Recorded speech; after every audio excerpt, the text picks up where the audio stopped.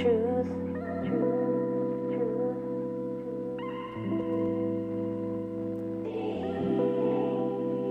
Truth. It is up to you to know the truth. What happens next is all up to you. All right, here we are. Welcome everyone to season 3 of RopeadopeTV. I'm here at the lonely Rope-a-Dope room, and it is good to be back. I've got my compadre Fabian Brown on tap and a great show for you here today. First off, I want to say to everyone out there, we hope that you and yours are safe and healthy at this crazy, crazy time. There is reason for hope on the horizon, and I hope it's hitting all of you. We have a new format at RopeadopeTV. We're going to have one episode each month with people from the music industry and from other industries come in and chat with us and learn a little bit as we go. And today is that beginning. I want to tell you that during this program, we will try to monitor comments on YouTube.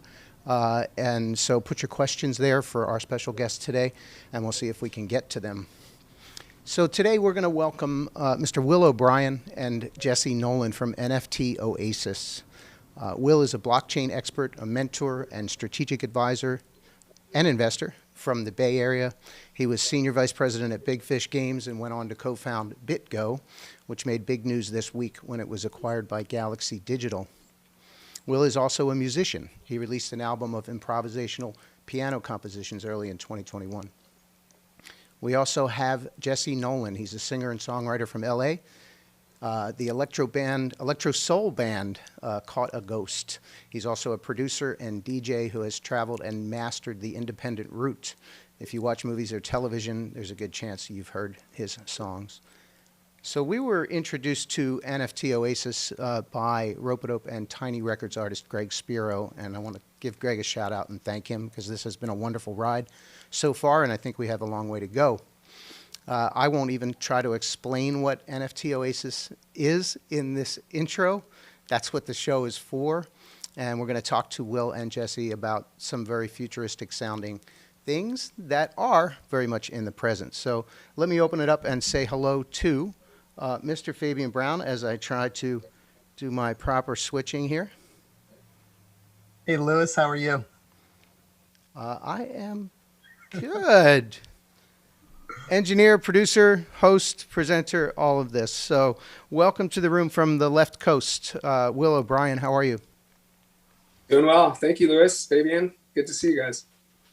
And Jesse, welcome to you as well. Thank you for being here, both of you. Thanks for having us, man. Very excited. All right, Mr. Brown, I'm going to turn the mic over to you, and I'm going to check our feed and start to look for some of those questions. Amazing. Well, first of all, Lewis, thanks for the warm introduction and getting season 3 of Rope-a-Dope TV started. And a shout out to you fellas for making a guest appearance and the cameo feature here. Well, Will and Jesse, I really appreciate your time and your talent. And, you know, I can imagine that the people who are watching this program, there's probably a percentage that are just all about, NFTs and virtual reality that know everything about it, and there's probably a percentage that have no clue where even to start, right? And I'm kind of in that gray middle area where I know enough to be dangerous in conversations that can probably last for maybe 10, 15 minutes, right? So I'm excited to have you guys on the program today, just so I can learn a little bit from the music perspective and the business perspective, and share a little bit about what you guys are doing and what the future holds. But before we get into any of that, I'm really curious on your background, and I would love to hear your backstory before starting this NFTOasis. I hear the musician in there. I hear some, technology in there and business admin. Share a little bit with me about the before NFTOasis. Sure. So my name is Will O'Brien. I'm the CEO of NFTOasis. My career has mostly been in technology. I started off at Harvard and studied computer science. Got my MBA degree from MIT. And throughout my career, I've gone from industry to industry looking for opportunities for innovation. Spent some time in fintech, spent a lot of time in video games and gaming, learning about and building out virtual currency businesses. And then in 2012, I read the Bitcoin white paper by Satoshi Nakamoto. And I immediately saw that this is the future. This is an opportunity for financial inclusion, financial freedom, and a lot of innovation on a very old industry that benefits the few rather than the many. And so I think as time has gone on, you know, in the video games industry, as Lewis mentioned, I was executive at Big Fish Games, which became a $1 billion exit and published many games across PC and mobile and cloud gaming. And I was the co-founder CEO of BitGo, which was a very early security and custody platform for Bitcoin and cryptocurrency, which just sold for over $1 billion last week. So I've had this experience of spotting markets early and then becoming an executive in that space. Along the way, I love to advise teams and invest. I have dozens of startup investments around the world, including some in Korea, many in Silicon Valley, and also in Europe. And I love to invest on the fringe, find people that are building something really exciting but might need some help. I'm also a musician, though. I play music, play piano every day. And as Lewis said, I just finally at age 40 released my first solo piano album. They say it takes 40 years or something, 20 years to write the first one and 2 years to do the second. So I'd like I'm to really interject. proud to enter that market. And what it's given me is actually an opportunity through things like Clubhouse and these meeting, folks like yourself in the industry to understand what are the challenges and opportunities facing musicians and artists today, right? We have this wave of NFTs and this opportunity at Clubhouse for communication, but do musicians really understand what to do? So the NFTOasis is kind of an amalgamation. It's a landing point of all of the passion I have about the music and the arts and the experience I have in business and looking to do something good for the industry.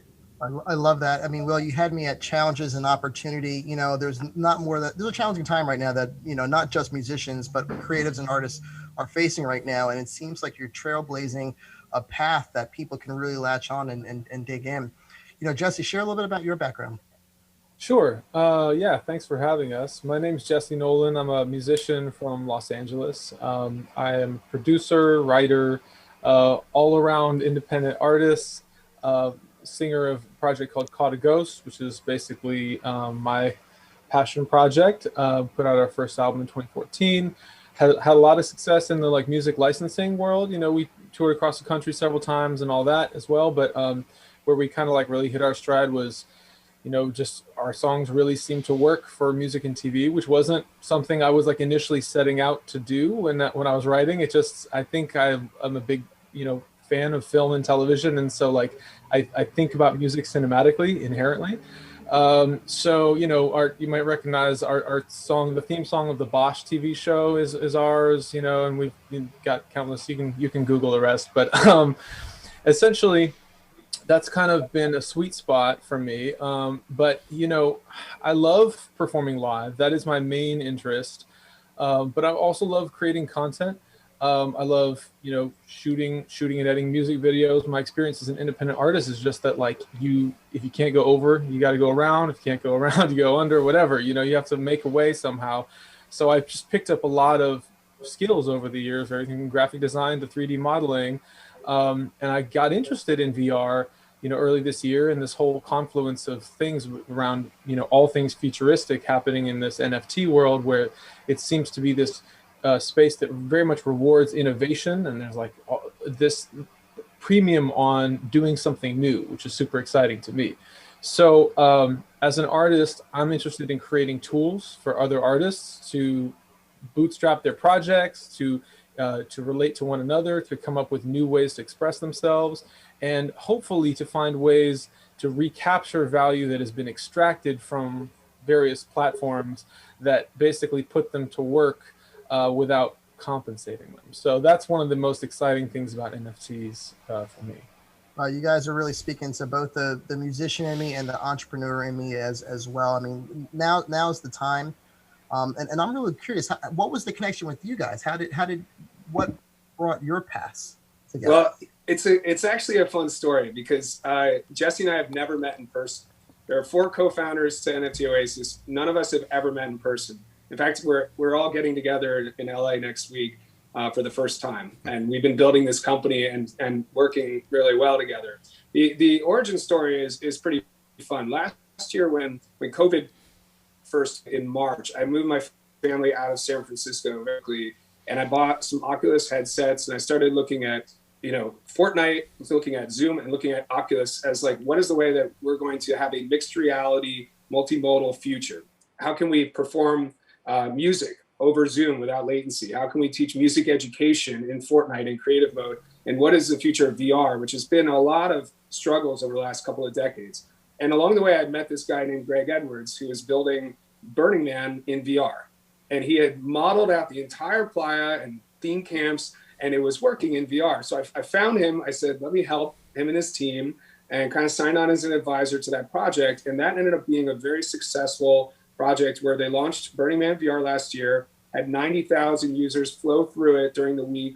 Over 200 virtual worlds were created by the community, and over 3,500 of music, DJs, talks happened in a week. It was incredible. It was a big success. And so after that, I asked Greg to come join me earlier this year at NFTOasis as our lead designer, and he agreed. He's building amazing things. And then Jesse and our other co-founder, Patrick, we all met on Clubhouse.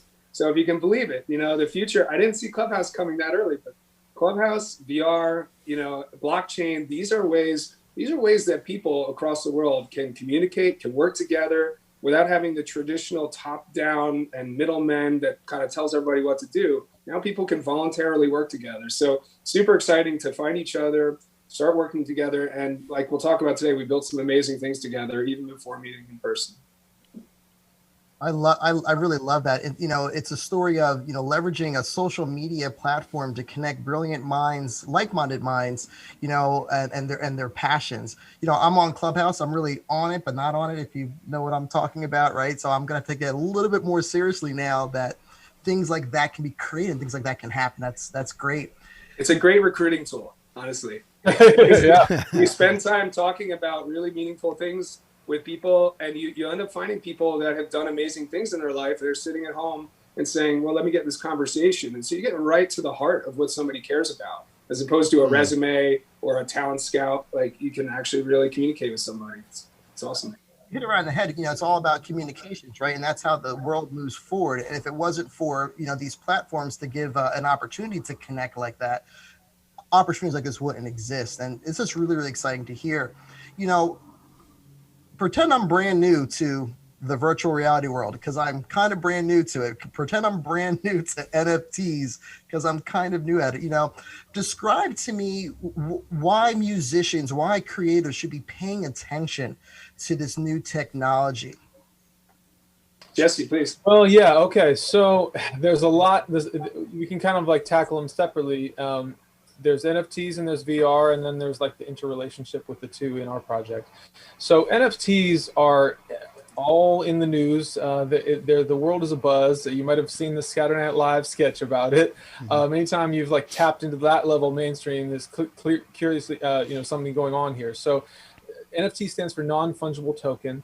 It's a way of creating a digitally scarce asset, basically. Like, think of it kind of as a certificate of authenticity on a distributed ledger on the blockchain, right? So you can mark forever, that a piece of art is unique, throughout time, and that's a way to verify whether or not something is actually, from its original source, right? So artists are selling these assets as a way to recapture value that was never able to be realized. So digital artists never had a way to sell their JPEGs, right? Because you can just copy a JPEG as many times as you want. If you make it an NFT, however, you're basically giving it a certificate of authenticity that people can verify publicly. It's on the blockchain, so everyone can tell who owns it. So you might have heard that some of these are auctioning for extraordinary amounts. People with newly minted crypto wealth are paying like in the millions of dollars. You might have heard that Beeple sold his first several pieces, I think it was 5,000 pieces, for $69 million, right? So obviously that's the high end, and that's, there are still enormous amounts of money being made on auctions from artists who are established. But, your average musician is still going to be able to utilize this technology as a digital collectible. There's a lot of different things that you can do with it. And believe me, if you go on Clubhouse, there's just NFT room after NFT room. So really the philosophy around it, like, it really gets deep, and it gets very convoluted very quickly because it's a new technology, right? So you might hear, it's kind of like that, you know, what animal am I holding when you're touching the elephant's leg or the elephant's trunk, right? People have different perspectives about what NFTs are and what the potential is with this technology, right? But for us, we look at it as a way for artists to recapture value. And particularly as a musician, that's interesting to me, because we all collectively decided to not pay artists for their recordings, like in, you know, when Napster came around. That was something where the consumer looked at it and said, oh, you mean I could have this for free? And then from that point, we moved into streaming. And it, you know, and the infinitesimally small amount that people are making per stream. But here we have an opportunity for us all to collectively reassign value. We can all say, look, in the form of a digital collectible, maybe a song is actually worth paying for.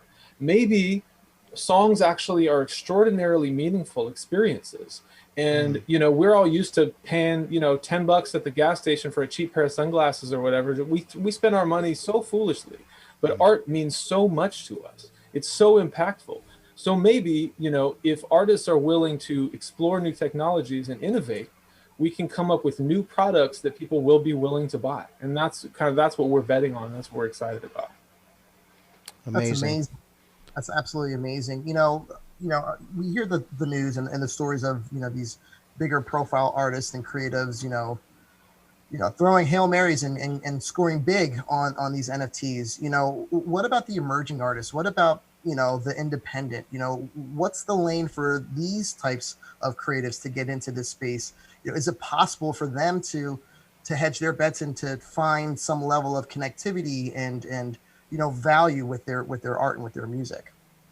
I think we've seen every new platform has created new opportunity for innovation and new winners, right? Go back to the beginning of MySpace, right? There's people who had the biggest followers on MySpace, right? And then YouTube creators, and then streamers, and then, you know, so everything along the way, there's always been people who have figured out and cracked that code.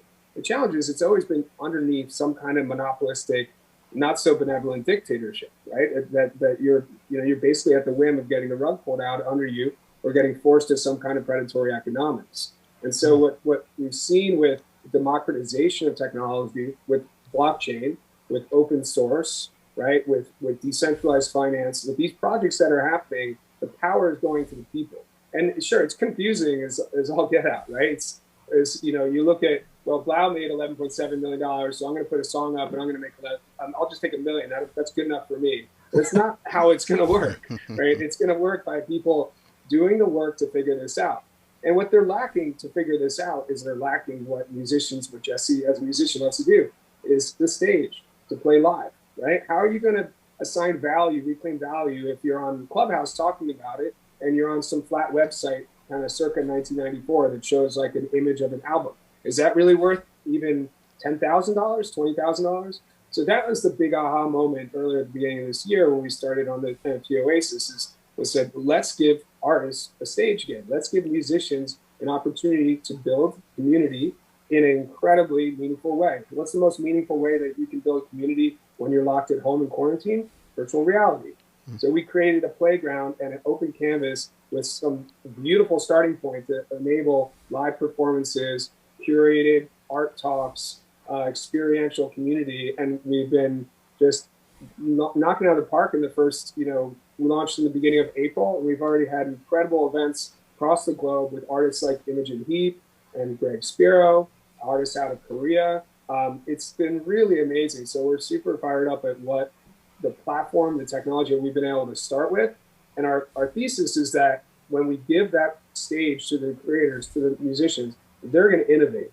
Instead of trying to selling one NFT for $1 million, they're going to figure out how to use NFTs as tickets for a live show, or how to have NFTs where everybody can get something and more people, you know, can level up. It's the same learnings that I went through 5 years in the video games industry, you know, where we had a free-to-play game that was generating $100 million in revenue every year, and we sold the company for almost $1 billion, because you allow the creators to connect with community and to merchandise what their community wants. And that's what's on the come now. And that's what we're excited about helping to launch in this open format technology.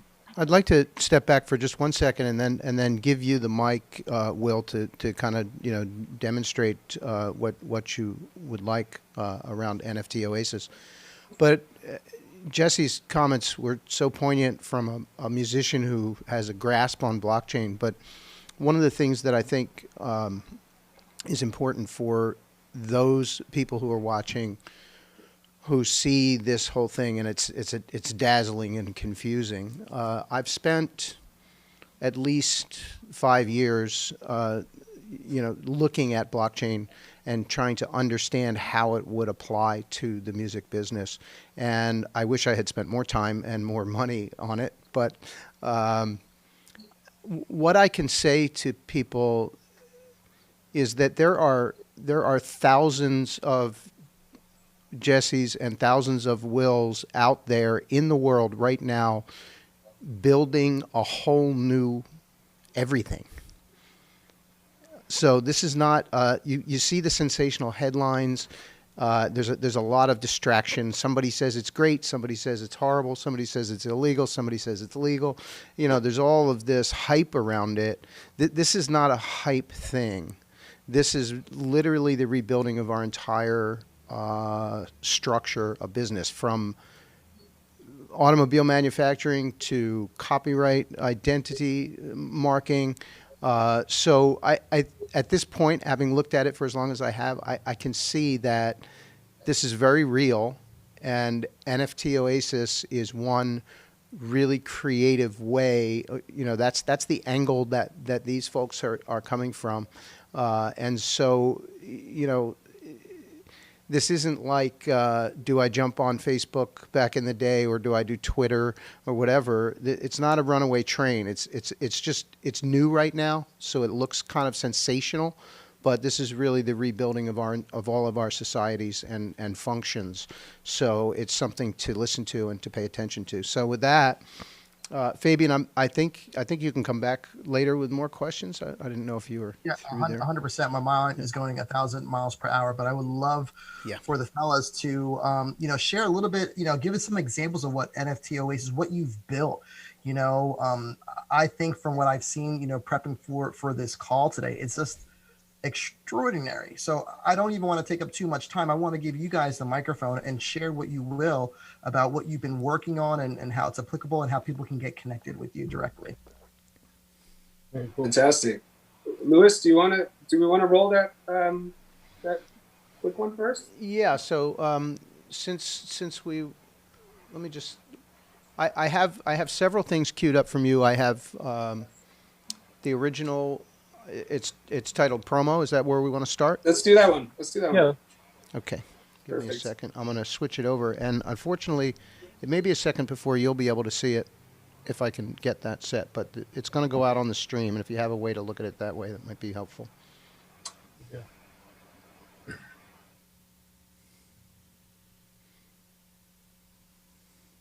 Welcome to the NFT Oasis.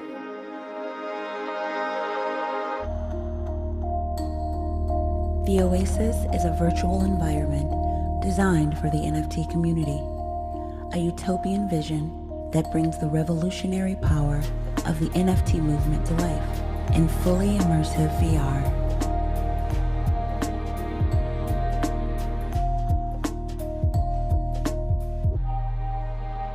Art is meant to bring us together from anywhere in the world, so we've built a bridge to the metaverse, where you can gather with your friends to experience art, music, and custom VR environments together on whatever device you're using.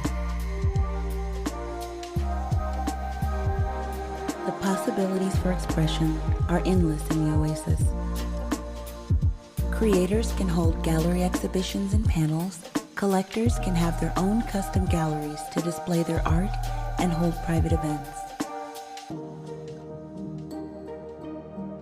NFTs are revolutionizing the way we value art and intellectual property. We all remember a song that changed our lives, or a painting that changed the way we saw the world. So it's time we allow creators to realize the full value of their work. A new era has begun. The Oasis is not an escape from reality, but a deepening of its possibilities. We're building on the economics of abundance to open the pathways to infinite expression.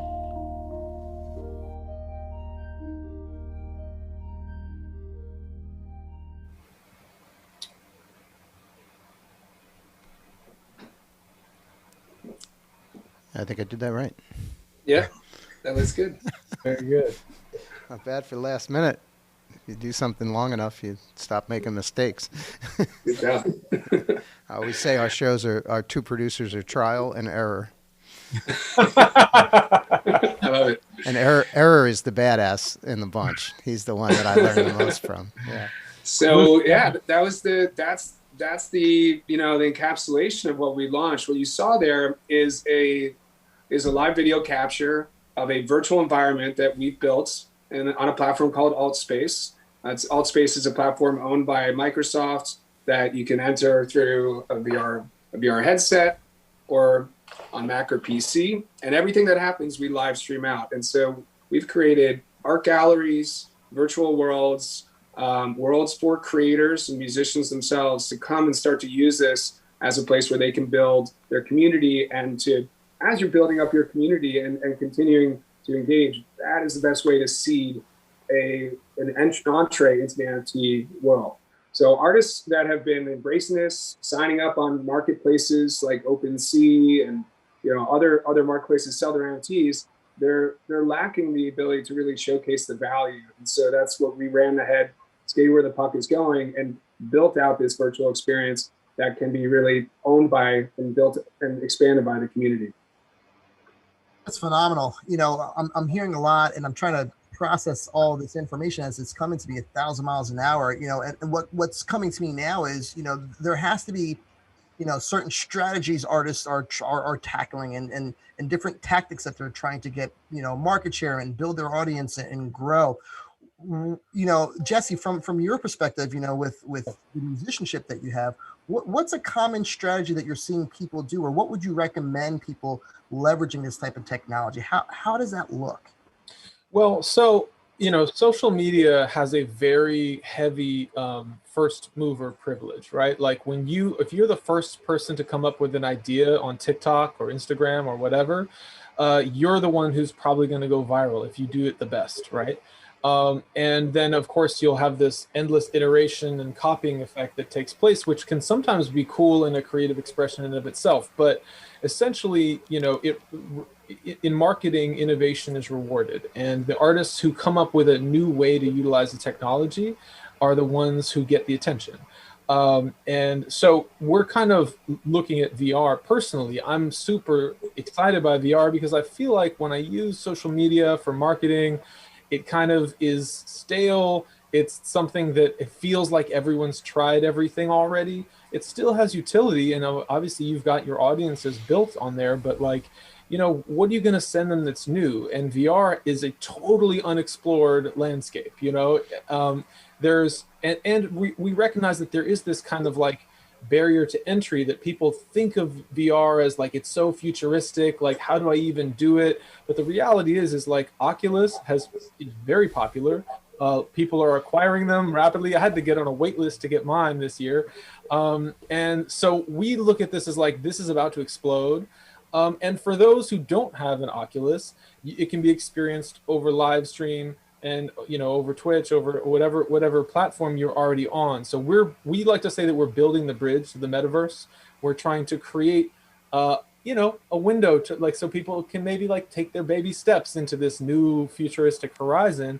And so artists are we know that artists are going to think of things that are beyond the scope of what we've even imagined as possible. So our perspective is look, we're going to give you the shovel, and then you can go ahead and dig, figure out what you want to do, I'd like to jump in for a second. I want to say to people that it's not too late. This is still super early. And I think people are navigating a basic principle now that we've gone through the last year. And that is jumping from the concept of just a live venue, a live physical venue, and performing only there, to performing at a live venue while simultaneously live streaming around the world through the technology that we're using right now.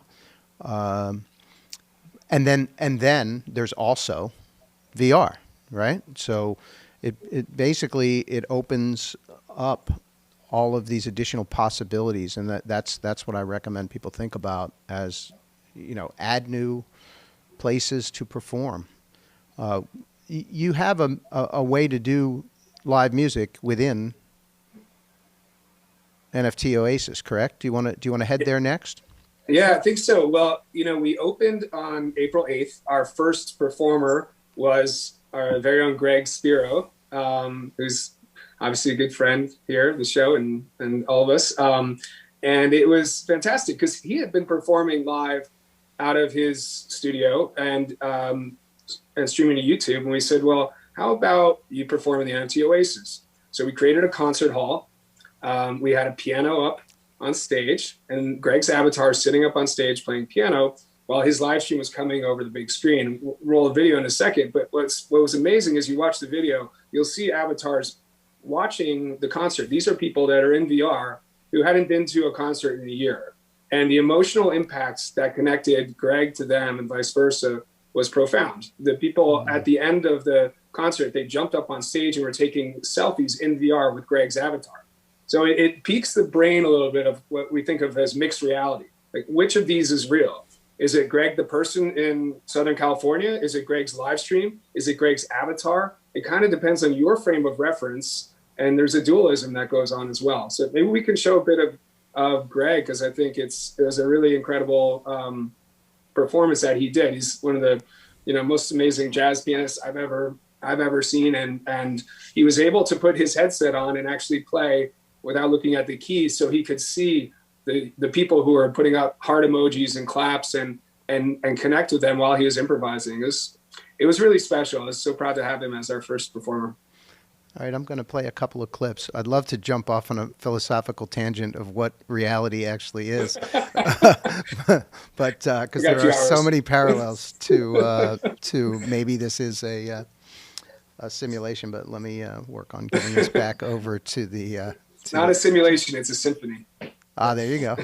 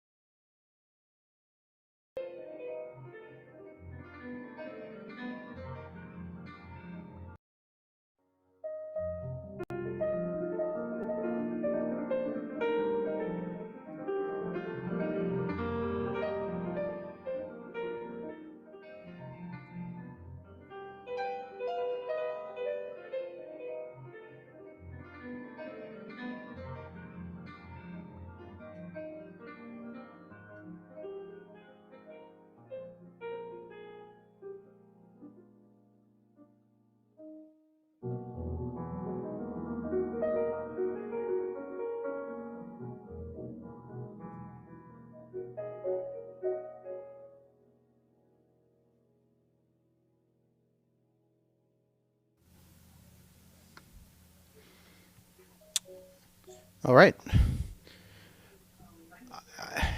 I can, I saw more than that, and I encourage people to go and look online. I think you can find that entire performance. The initial shock to me in watching it was the absence of a feeling that I was in a different world. and the fullness of being inside there, and the, as you mentioned, emotion, like it was very real. And for me personally, as I've mentioned to you before, there was no one next to me making noise, and I got to actually hear the performance clearly. So, how? I mean, do you want to describe that a little more, or or talk about how someone gets to do that? Well, yeah, absolutely. And that was our first show in early April. And since then, we've been doing several a week, and we are welcoming any artists, any musician who want to perform to come in, and we have worlds ready, and we can do this combination live stream that you'll have hundreds of people attending your shows, live, and then the video of that capture, just like we saw, can be used to further promote your project and your social and your brand and everything else, and connect with communities. So the way that we have done this is we've designed worlds. I mentioned Greg, our lead designer, who was the lead designer for Burning Man project in VR. He has this incredible vision. How do you create something that is both vast and intimate at the same time? And so when you're in the world, you see the people near you and their avatars, and you can interact with different objects, but your attention really jumps to the main performer. And I think that's what's really important. A lot of VR has just been cartoony, it's been techie. And so getting the stage right, getting the environment right, so that it's a proper reflection of the musician's, persona and brand is really, really important. But it's easy to set up as well. I mean, literally it's a live stream like we're doing right now, but we have mechanisms to bring that in, even with a green screen, and show you larger than life performing with hundreds of people. And that event will be promoted through the VR ecosystem, and again, streamed out.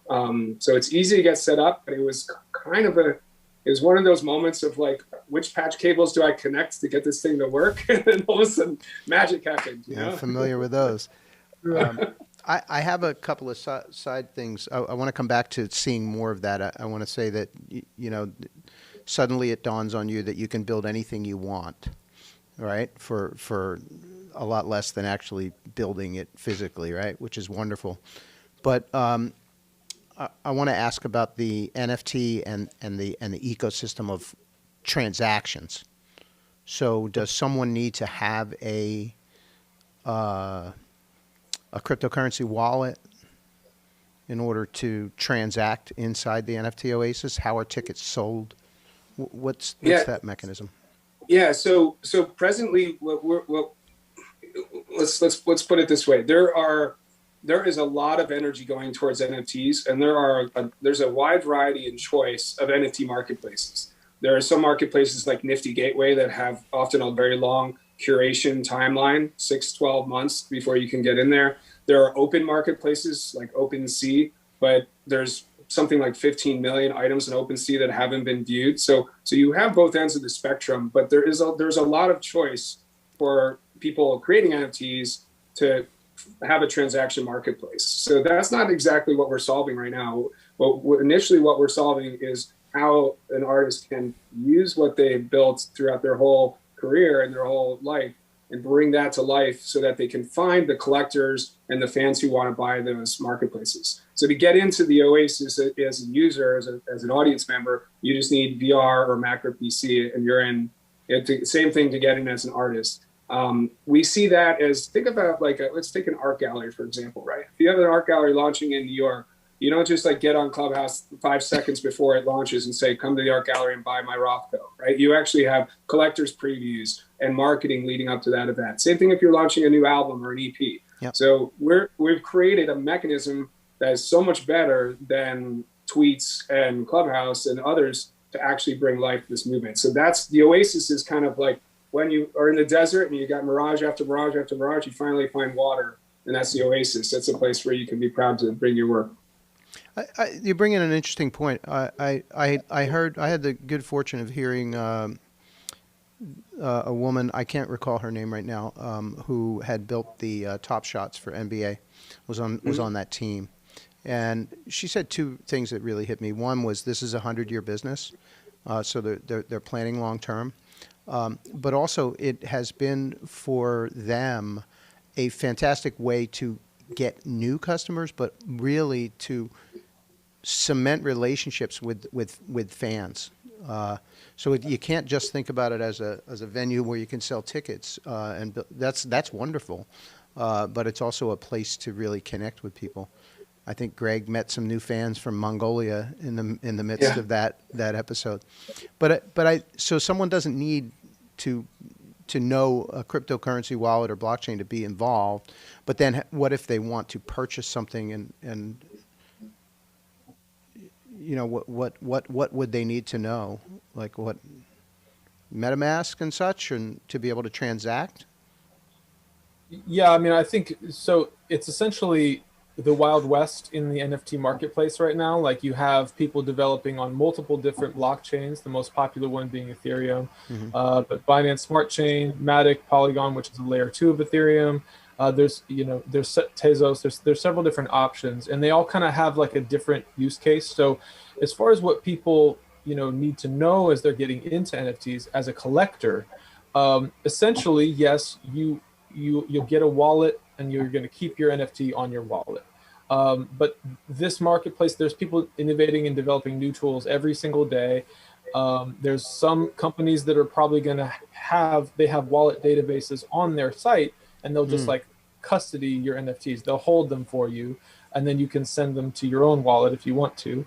But basically, we anticipate that artists will come up with a lot of different solutions of what kind of NFTs they want to use, what kind of which blockchains they want to use. Okay. And we're trying to like move forward with the philosophy of interoperability, which means that everybody can collaborate, everybody can work together. That's the fundamental premise of a decentralized world, right? Is that we all have our own presence, we all have our own devices and technologies that are all interconnected, and that we can build this ecosystem where everyone can transact, everyone can collaborate. And so right now, we're just looking at this as like cultural moment. We are here to help assist bring the culture of decentralization, of blockchain, of NFTs, of VR, and just kind of build this bridge, this web that interconnects everybody. Part of our like Jesse said it very well, and just to emphasize, we do intend to have a significant role in guiding artists through a streamlined process about how to mint and then how to sell. And as we get these learnings by being the place where the most forward-thinking artists come to us with their ideas, we can then institutionalize those and bring those out to the next group of adopters, right? So for example, in Korea, we have a partnership with a company called Snowdaq, SNOWDAQ, that is a minting and NFT platform specific for the Korean market. And tonight we're hosting a Korean K-pop star named Haeyeon, who's live performing for the first time a song written and produced by AI. So a Korean AI program is a songwriter named Amy Moon, who has a following on Twitter, has fans, fan art, and that AI agent wrote a song that's being live performed by K-pop star in VR in the NFTOasis. So if you could think we can get any more esoteric and like Venn diagram of, but it's cool because it is pushing the boundary, and it's awesome for us to be able to push this forward, and then people can say, oh, I'm also a Korean artist. What's Snowdaq? How do I get on there? So, in any new technology, you need to have people who are pioneering, and then when you come back and settle on a framework and settle on a best path, we're going to be helping artists with that path. Yeah, that answers a lot of questions for me, in as much as like, what's the vision and the model that you guys are going for? It seems like in its inception right now, it's building community, bringing the people to the Oasis, because we sure enough know that there's a lot of people thirsty out there in the music industry after this last year, right? So that resonates with me, building the community, and then giving them, again, fast forward, the tools that they need to actually make it a sustainable, venture for them. That's freaking phenomenal, guys. I'm really excited. That's just step one, right? So that's step one, is just to get on first base with that, right? But the next most important thing is, well, where's the blockchain? Where's the crypto in this whole thing, right? And so the answer is, we're launching 2 token economies. One is a token to empower the digital gig economy.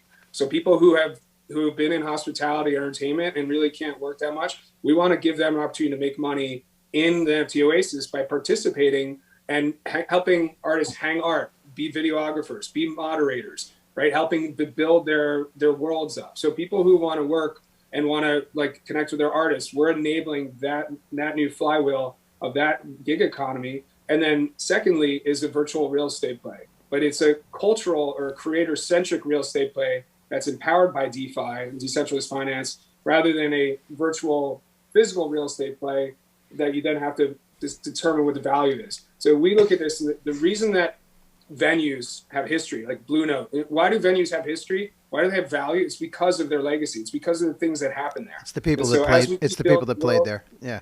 It's because of the people who played there. Yeah. So we're creating the canvas, the virtual cultural centric real estate, where when you play there, you can accrue value in that real estate. And when you participate there, you can accrue value. So we build the next major, play spaces out there, and people can own a piece of it. Imagine if you could have bought Bitcoin at 5 cents, you'd be happy today, right?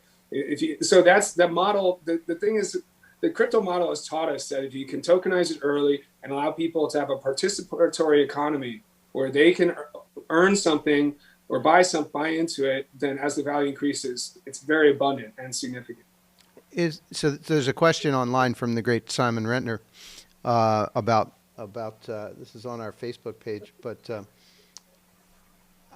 I think it steps outside of our conversation, but he does touch on an important subject. Is there a particular blockchain that you intend to be basing future things on, or are you still watching that pan out? Go ahead. We're still exploring for sure. We have not publicly announced like a formal blockchain partner. Our opinion is at this point that the cultural sands are shifting, and we want to remain as interoperable as possible in every way. So like that includes letting the marketplaces have a place on our platform. We're not trying to position ourselves to be competing with people. Mm-hmm. We just kind of ultimately, blockchains, they all have kind of different use cases. Like, different blockchains are good for different things. Mm-hmm. So, Ethereum, for example, is prized as an asset partially because of like the massive network of people that are using it, and its value as a currency. So people like minting these super rare assets on Ethereum, because these one-of-one assets, and we think that that'll continue. Something like Binance Smart Chain has much lower fees, so it would be much better for minting. Like if you wanted to do a dollar NFT, you couldn't do it on Ethereum because you'd pay way more than that in gas. So we're kind of like keeping ourselves nimble in that way. Great. I see a question. I'm also looking at the questions. Yeah, great. From Claude. It says, is NFTOasis a business that an artist can pay to help with NFTs, etc.? And the answer is yes.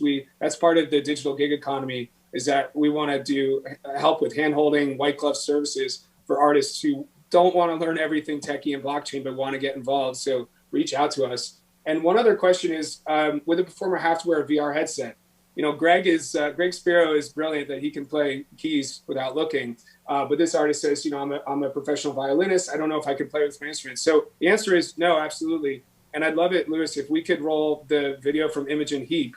I'm sure everybody knows who Imogen Heap is. Incredible Grammy award-winning artist who performs live with these gloves that manipulate the music effects in real time and sings. So we invited her. We created an Imogen Heap world. We created a stage for her, and she was in the UK in front of a green screen, live streaming a live performance. She was playing in collaboration with artists musicians on a platform called Endless.fm, Endless with 3 S's. And so there's musicians all over the world collaborating in real time on a song.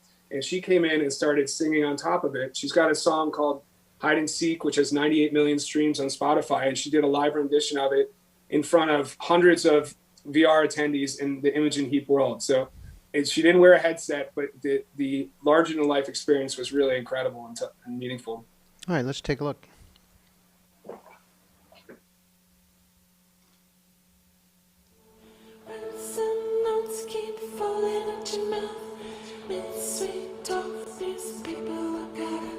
Speak no fear.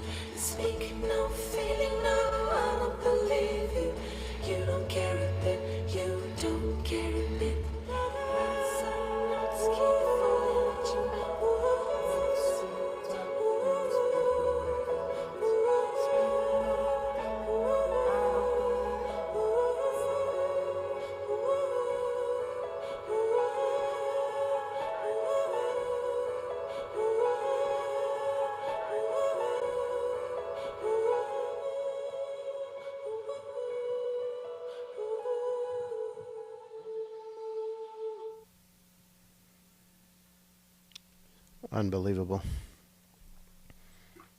I mean,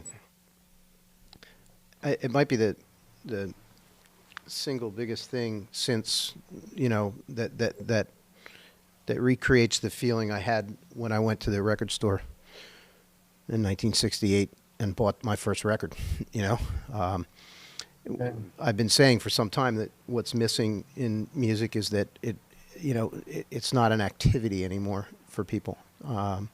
And I think we've seen in the last year that has kind of backed up a little bit. People are making choices about what they want to listen to instead of just letting the stream dictate, but they're really just spending some time. I mean, NPR listenership for music has almost doubled in the last year. So people are really, really going. So that's just stunning. Is there something different about that, Will, than the Greg piece, or the nuts and bolts pretty much the same? We got better at it, and to the question on YouTube about can you perform without a headset, we were able to do that where because of the green screen and what you can see there is the background blends in with the stage, so it felt really organic. If you remember back at Fortnite did the Travis Scott launch where there was 21 million people over 3 days who watched this kind of music experience. And every single person had in Fortnite, I was there with my 2 kids and participating, everybody had a unique experience. And so I think that's what the breakout here is from what's been kind of streaming and, just broadcast is the personalization and the personal experience. You saw in the video, flying through the cenotes and the caves and looking at pictures from Imogen's past performances. So by making the environment more personalized, more authentic, and then allowing her to be her person, but a little bit bigger than everybody else, you have a glimpse into her as an artist. You have a glimpse into her studio, and it's not just streaming. Even the framing is not just streaming on YouTube.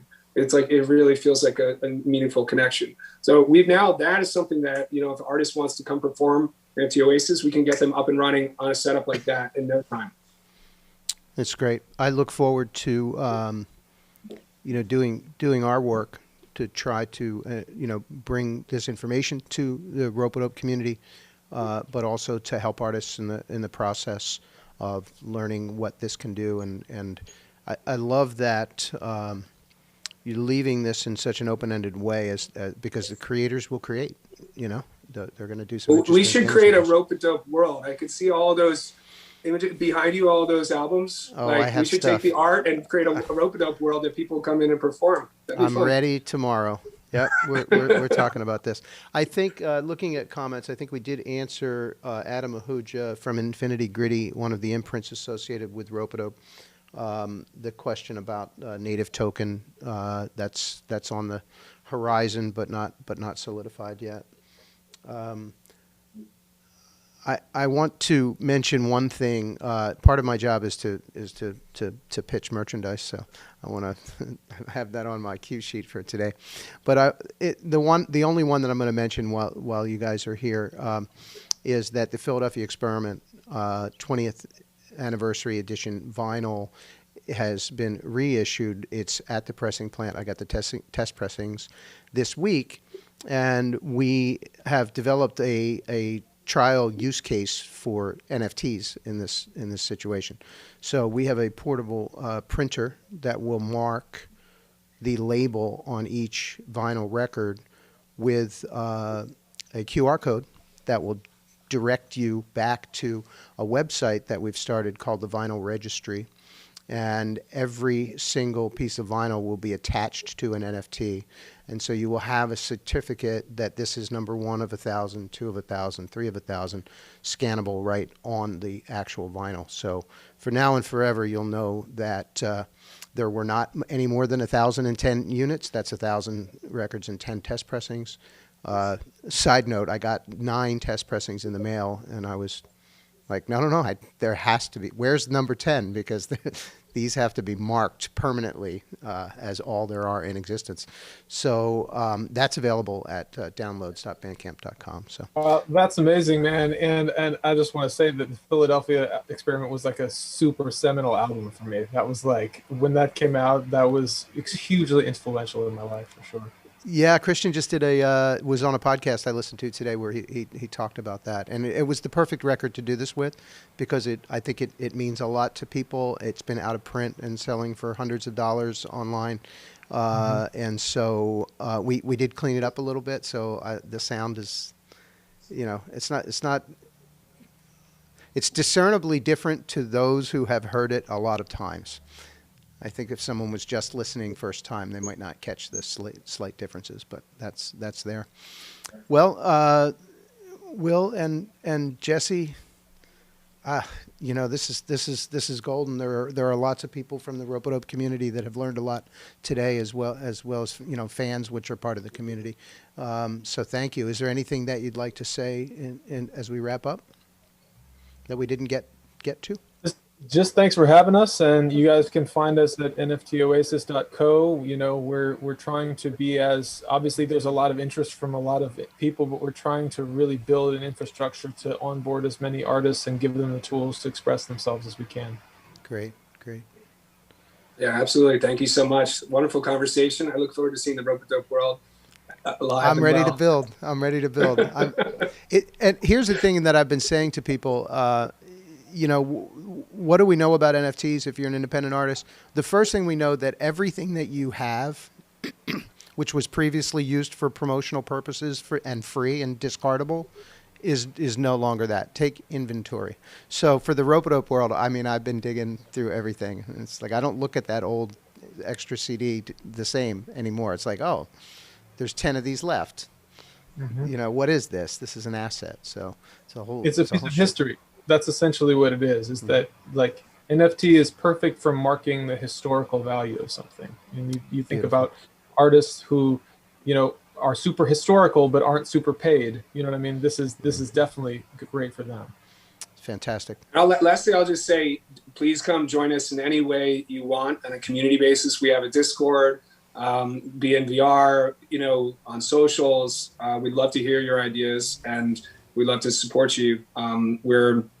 We have a big vision to support a lot of people through combination of performing artists, the digital gig economy, and this virtual real estate, cultural real estate opportunity for everybody to earn and win together. So looking forward to everybody's ideas and participation.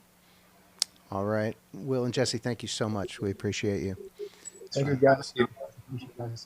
As we close, I am simply going to say that if you go to downloads.ropeadope.com, you'll see some of the new albums that are coming out. We've just announced new records from J3PO out of Los Angeles, Ariel Bart from Jerusalem. We have vinyl from David McMurray's Blacklight Collective, Jonathan Scales Forchestra, Lindsay Webster, and we just announced a new thing, 12 by 12 archival prints of album covers. And they've been quite popular. They're beautiful. We got the first batch in today. So please do support. There is Fabian, I think the last thing is Bright Dog Red, yeah? Do you have a link? Can you post that? There's a live stream tonight from Bright Dog Red. I believe it's happening on Bandcamp, yes? That is correct. And let me get the link and I'll drop it in the chat on YouTube and Facebook and Periscope. Yeah, and I think we're going to go out with some Bright Dog Red. I've got a track from their album queued up. But we'll be back here in a week on Rope-a-Dope TV with the often mentioned Greg Spero. And we're going to hear the story of Tiny Records, because no one has been busier, musically speaking, during the last year than Greg Spero. So please join us next Friday at the same time, 4 p.m., same stations. All right, let's jump over and hear some of that Bright Dog Red. Fully improvised music.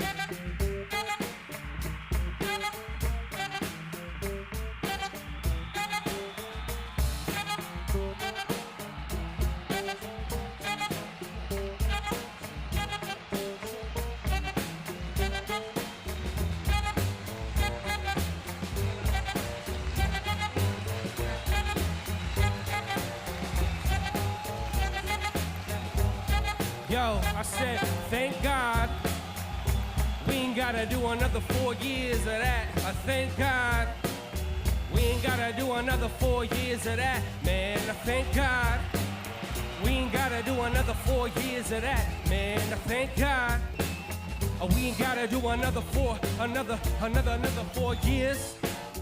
4 years of that? No way, hey, I thank God we ain't gotta do another 4 years of that. Man, I thank God we ain't gotta do another 4 years of that. Man, I thank God we ain't gotta do another 4 years of that.